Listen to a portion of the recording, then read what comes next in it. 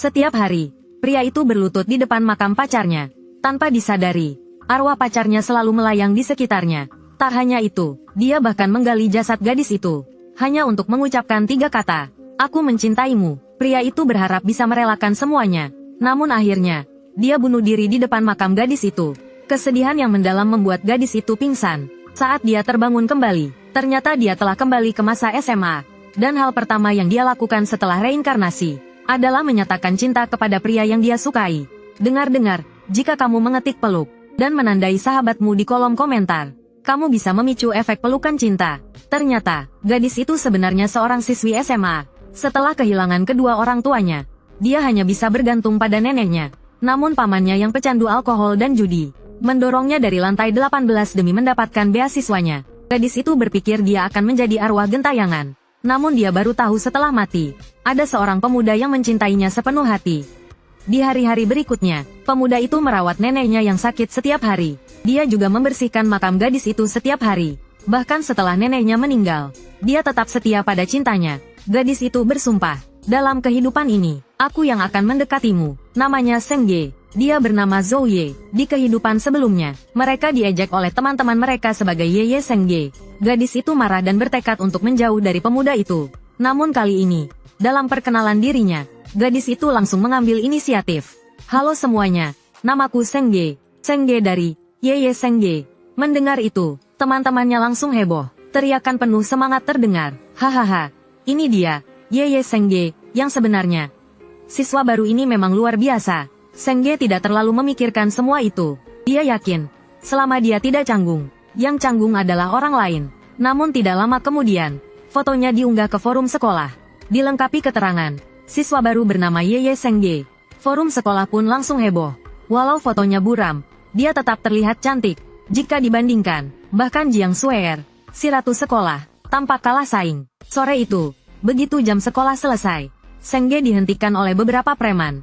"Hai, teman baru, boleh kenalan?" Seng Ge tahu preman di depannya bernama Sieli, yang di kehidupan sebelumnya sering dilaporkan karena mengganggu siswi lain. Namun, keluarganya selalu menggunakan koneksi untuk menutupi masalah itu. Dalam situasi ini, dia hanya ingin segera pergi. "Hah, murid baru Ye Seng Ge ini sepertinya terlalu terkejut melihat Xie Sao. Ayo, murid baru, kami akan mengajakmu bermain sesuatu yang seru dan menantang di sekitar sekolah." Seng Ge hanya ingin segera berjalan pergi. Namun para preman itu terus mengejarnya. Di saat kritis, sebuah kemeja dilemparkan ke atas kepala Seng Ge, menghalangi tangan-tangan jahil di belakangnya. Dia datang. Orang yang selalu diimpikan Seng Ge akhirnya muncul. "Kalian sedang apa di sini? Mengadakan pameran manusia? Kalian menghalangi jalanku. Mau pergi dengan jalan kaki atau merangkak?" Sieli mulai marah. "Zhou Ye, kamu pikir kamu siapa? Berani bicara seperti itu padaku?" Zhou Ye mengangkat alis dengan acuh tak acuh.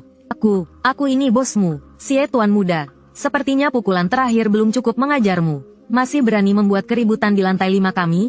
Zhou Ye memang dikenal di sekolah sebagai jagoan dalam berkelahi. Melihat itu, Sieli tidak punya pilihan selain kabur dengan kecewa. Namun Seng Ge yang berdiri di sisi tidak peduli dengan konflik itu. Dia hanya terpaku menatap pria di depannya yang penuh dengan kasih mendalam. Jantung kecilnya berdebar-debar tak terkendali, hingga Zhou Ye berjalan ke arahnya. Dengan ekspresi datar, dia berkata, "Kembalikan bajuku." Seng Ge baru tersadar, namun dia tidak langsung mengembalikannya. Sebaliknya, dia diam-diam menarik sedikit ujung kemeja itu. Baju di tubuhnya langsung jatuh ke lantai. Dia pura-pura tak sengaja menggeser langkahnya, dan menginjak kemeja Zhou Ye. Sahabat Zhou Ye, Cheng Hao, langsung bereaksi. "Wah, teman baru, kamu menginjak baju Yegeku." Seng Ge pura-pura baru sadar dan segera mengangkat kakinya. Dengan panik, Seng Ge meminta maaf. "Maaf, aku tidak sengaja. Lagi pula, terima kasih sudah membantuku tadi. Bajumu kotor, boleh aku bawa pulang untuk dicuci? Besok aku kembalikan." Zhou Ye memasukkan kedua tangannya ke saku.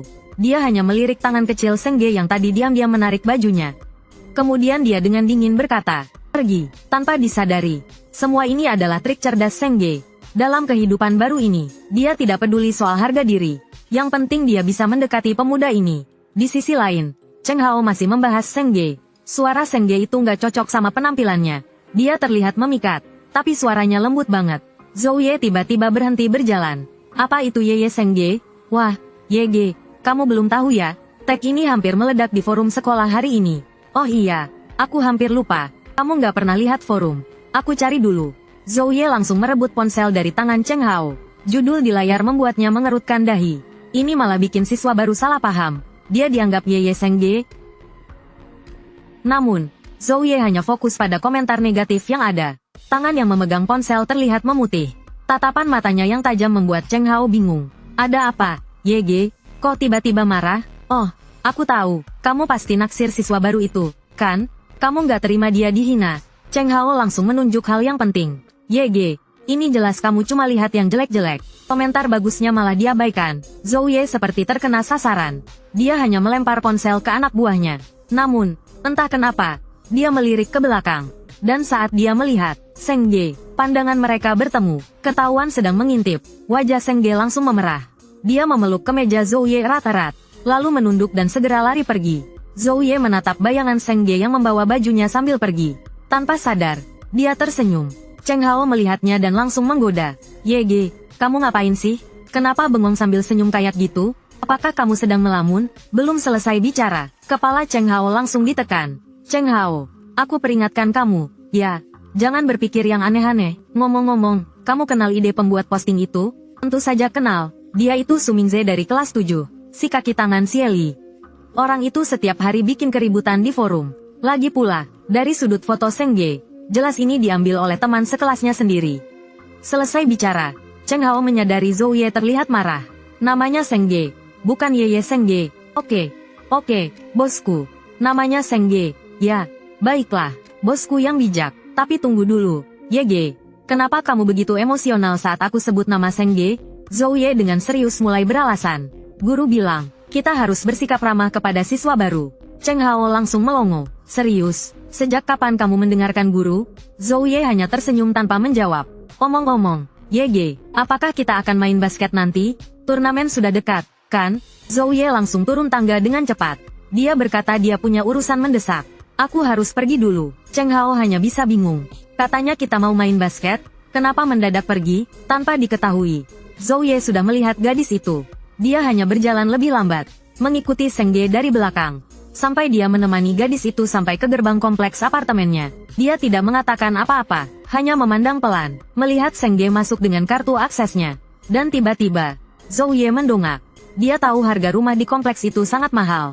Sekilas, alisnya berkerut, namun kemudian dia tersenyum sinis. Seorang putri kecil yang cantik seperti dia, pantas tinggal di tempat seperti ini. Sementara itu, kenangan saat dia berusia 11 tahun kembali muncul. Meskipun saat itu badai salju, dia tetap mengenakan pakaian tipis dan mengamen di pinggir jalan. Saat itu, dia merasa hidup di dunia ini sangat menyakitkan. Namun di saat itu, layar besar di gedung seberang menayangkan ulang lomba tari anak-anak. Pada saat itu, dia seakan melihat harapan untuk bertahan hidup.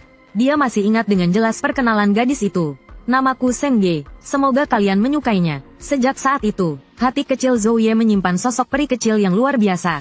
Dia begitu tinggi dan agung. Sementara dia hanya bisa memandang dari lumpur. Dia pikir seumur hidup tidak akan pernah bertemu dengannya lagi. Namun tak disangka dia datang dari Haicheng ke sini. Kalau takdir mempertemukan mereka lagi. Bukankah ini adalah sebuah kesempatan? Keesokan paginya, Seng Ge datang pagi-pagi untuk mengembalikan baju Zhou Ye. Cheng Hao, kamu tahu di mana Zhou Ye? Aku ingin mengembalikan bajunya. Cheng Hao terlihat terkejut. Dari mana dia tahu namaku? Seingatku, aku tidak memperkenalkan diri kemarin. Ye tidak datang ke sekolah hari ini. Aku telepon dia dulu. Ya, halo, Ye, lagi ngapain? Lagi cari uang. Kamu nggak lagi di bengkel, kan? Zhou Ye menjawab dengan santai. Iya, ada apa? Seng Ge cari kamu. Katanya mau mengembalikan baju kamu. Mendengar itu, Zhou Ye terdiam sejenak. Mendengar kata-kata Cheng Hao, dia kembali teringat bayangan Seng Ge menari seperti seorang peri. Jadi, aku dan dia sekarang hidup di dunia yang berbeda. Dia menunduk, melihat pakaiannya yang penuh dengan cat hitam dan obeng di tangannya. Diriku yang seperti ini begitu tidak sepadan dengan gadis itu. Bilang ke dia, bajunya nggak usah dikembalikan. Jangan cari aku lagi. Lagi pula, aku sedang sibuk. Dia langsung menutup telepon. Cheng Hao hanya bisa menyampaikan pesan dengan jujur. Ye bilang bajunya nggak usah dikembalikan. Jangan cari dia lagi. Seng Ge langsung panik. Tapi kemarin dia bilang aku harus mengembalikannya hari ini. Kenapa tiba-tiba berubah pikiran? Seng Ge tahu, jika dia melewatkan kesempatan ini, mungkin akan lebih sulit untuk mendekati Zhou Ye nanti. Namun, dia segera mendapat ide bagus. Terima kasih. Cheng Hao, tolong bilang ke Zhou Ye, aku akan mengembalikan bajunya besok. Melihat punggung Seng Ge yang pergi, Cheng Hao hanya bisa kebingungan. Apalagi ini, Seng Ge merasa sedikit kecewa. Ada apa dengan Zhou Ye? Padahal kita sudah sepakat. Kenapa tiba-tiba berubah pikiran? Apakah dia bertengkar dengan orang lain? Atau mungkin dia tidak ingin bertemu denganku? Atau jangan-jangan, Zhou Ye saat ini belum menyukaiku? Pada saat yang sama, Seng Ge tiba-tiba teringat kata-kata Zhou Ye di depan makamnya di kehidupan sebelumnya. Belum sempat membersihkan semua noda ini, dan berdiri bersih dan bersinar di hadapanmu. Aku menyukaimu. Jika ada kehidupan berikutnya, aku ingin berdiri dengan bersih di bawah sinar matahari, dan mencintai gadis yang kucintai dengan bangga. Seng Ge tersadar, jangan-jangan di kehidupan sebelumnya dia merasa dirinya tidak cukup baik. Itulah sebabnya dia menyimpan perasaannya di dalam hati. Tapi apapun alasannya, Zhou Ye, di kehidupan ini aku tidak akan menyerah padamu. Saat berpikir seperti itu, Seng Ge tiba-tiba mengerutkan dahi. Kenapa aku lupa meminta nomor telepon Cheng Hao? Lalu gadis itu menengadah memandang langit. Tidak apa-apa, semuanya masih bisa diperbaiki. Kalau aku tidak salah, besok adalah pertandingan basket Zhou Ye mewakili sekolah. Nanti aku akan mengembalikan bajunya langsung, dan juga menyatakan perasaanku di depan umum. Mereka bilang mendekati pria itu mudah.